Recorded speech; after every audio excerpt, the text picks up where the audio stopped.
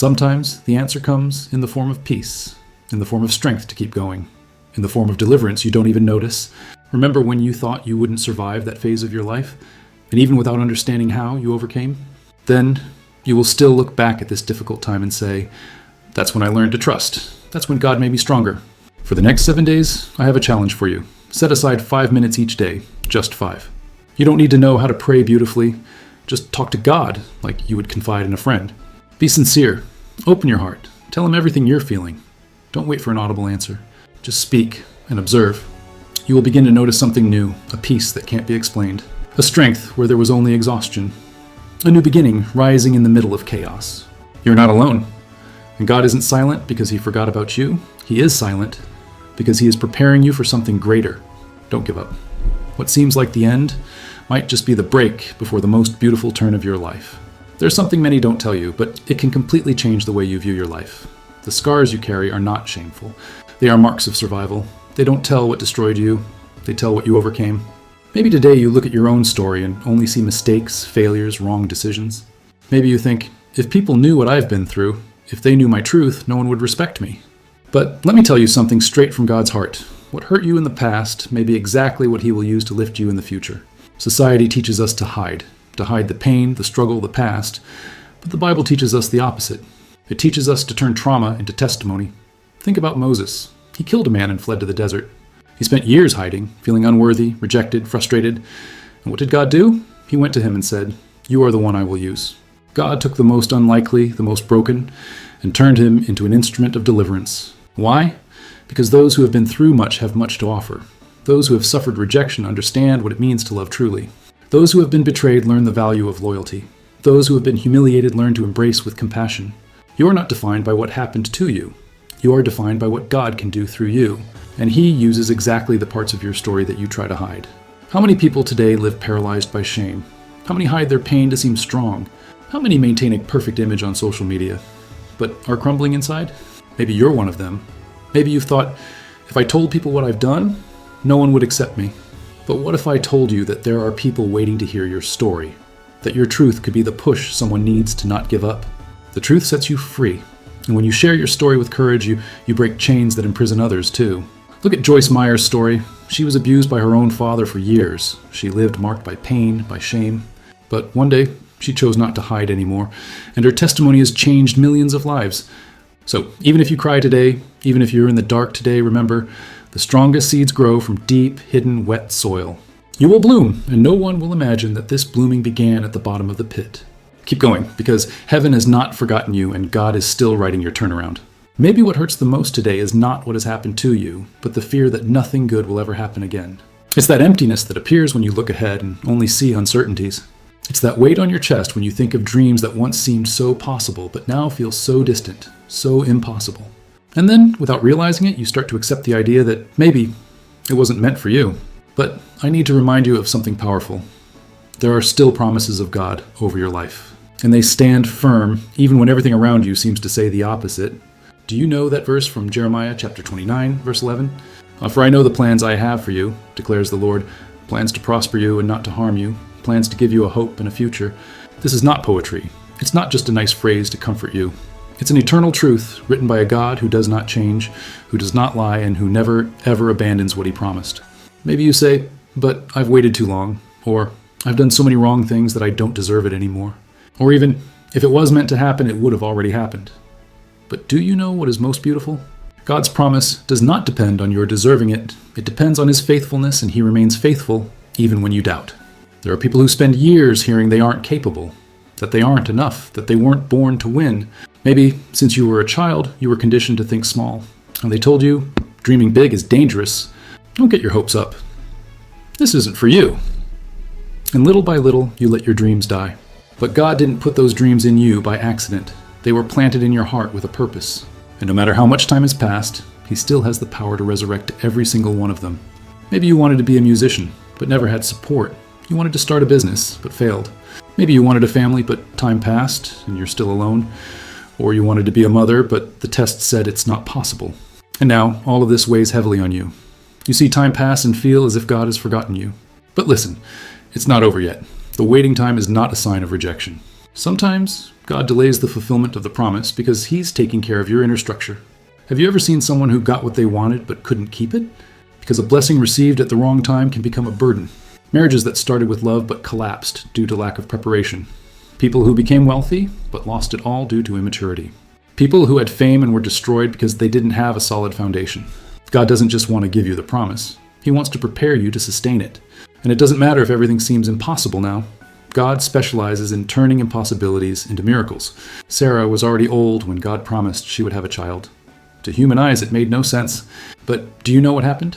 The promise was fulfilled because the God who promised it is the same God who brings it to pass. How many times have you seen people rise from the ashes? Take the story of Nick Vujicic. He was born without arms and without legs. Imagine how many times he felt out of purpose. How many times did he think about giving up, about losing hope? But today, he is one of the greatest inspirations of faith in the world. Because God doesn't need perfect conditions. He only needs a willing heart. And your heart, it still beats.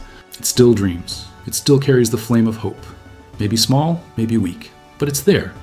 And that's enough for God to start something big. Today, I want to challenge you to do something different. For the next 21 days, write every day, even if it's just one line. Write about what you believe God can still do in your life. It could be in a notebook, on your phone, on a scrap of paper. Just write. Even if it seems crazy. Even if it seems far off. When you write, you declare faith. You feed hope. You activate the spiritual movement within you. And by the end of these days, I believe something will begin to change. Maybe not outside, but inside you. And that's the first step toward the transformation that will come. You're not forgotten. You haven't been left behind. You're still in the center of God's plan. And the promises He made, He will fulfill them.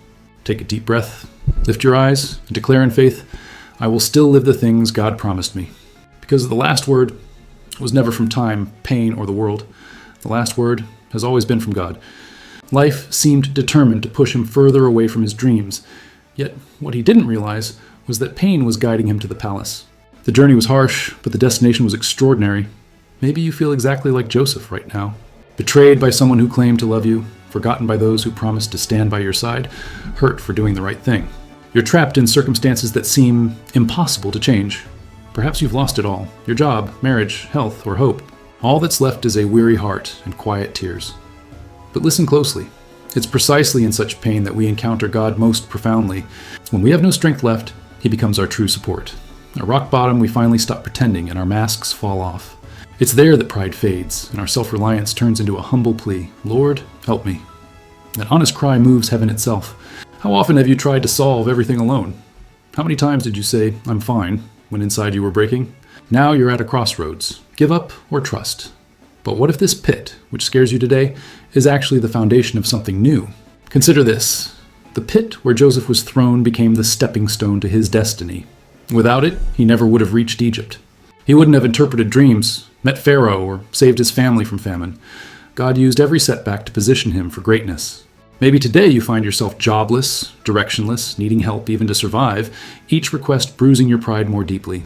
You look in the mirror and don't recognize yourself anymore. You feel insignificant, powerless, frustrated. But this moment isn't your end. Through this pain, God is cultivating humility, empathy, and trust. You won't leave the pit the same way you entered. You'll emerge stronger.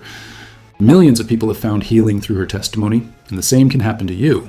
You don't have to be perfect. You don't need to have a clean past or an organized life. You just need to be true.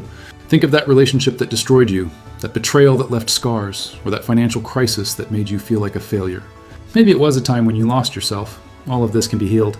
And more than that, it can become a bridge between who you were and who God is shaping you to be. But you need to take a step. You need to stop hiding behind the pain. You need to stop pretending everything is fine when it's not. God can't heal what you're still hiding. I want you to think right now about everything that embarrasses you, everything you hide in the darkest place of your soul.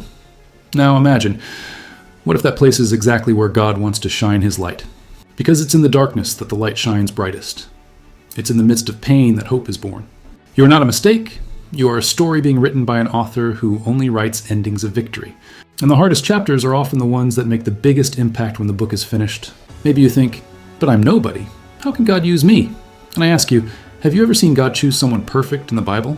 David was an adulterer. Rahab was a prostitute. Peter denied him. Paul persecuted Christians. And yet, all of them were transformed into giants of faith. The difference is not in the past. It's in the willing heart. It's in the surrender. That's why today, I invite you to turn your pain into purpose. Do you know someone who's going through what you went through? Someone who today is crying the tears you once cried? Then don't stay silent. Don't hide your story. Use it. Your voice has power. Your life has meaning. And your journey, no matter how difficult, has value. Maybe you've never heard this before, but you need to know. You are stronger than you think. And even with all your scars, you're still precious to God. What once embarrassed you, tomorrow can be the reason someone keeps going. So rise up, adjust your crown, and tell yourself, I am living proof that God turns scars into testimonies.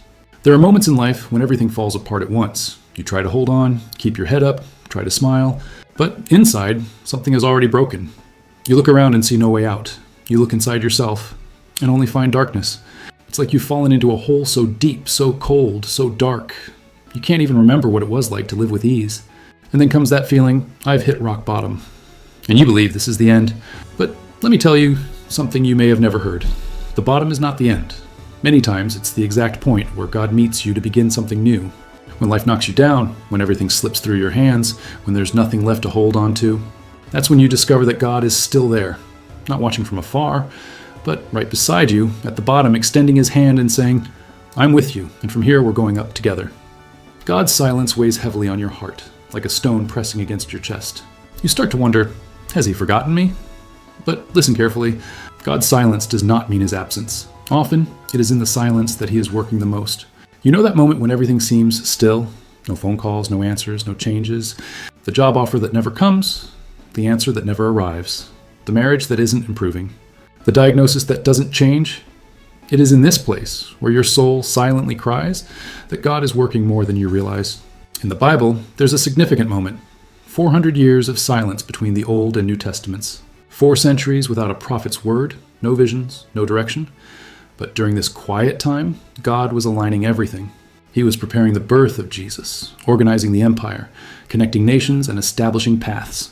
While it seemed like nothing was happening, the heavens were in motion. And it's no different with you. How many times have you felt frustrated because you see no results?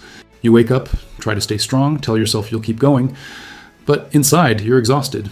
What you don't see is that there's a God building something behind the scenes of your life. And just because you don't hear his voice right now, doesn't mean he's not by your side. Why? Because he loves you too much to respond before the right time. Imagine a 6-year-old asking for the car keys from their dad. No matter how sincerely they ask, the father, out of love, will say no, because he knows the time hasn't come yet. With God, it's the same. Sometimes the no isn't punishment, it's protection. Sometimes the wait isn't cruelty, it's care. And I know, waiting hurts. It hurts to see others advancing, getting married, prospering, posting their victories while you feel stuck in time. It hurts to see dreams delayed while everything inside of you is crying for change. But listen, if you are waiting on God, you are not standing still, you are being prepared. How many times, without realizing it, have you tried to force the wrong door? Entered relationships that hurt you? Made impulsive choices that led to regrets? Tried to do things your own way because you felt God was taking too long? But He doesn't work at your pace. He works in his perfect timing. Think about it.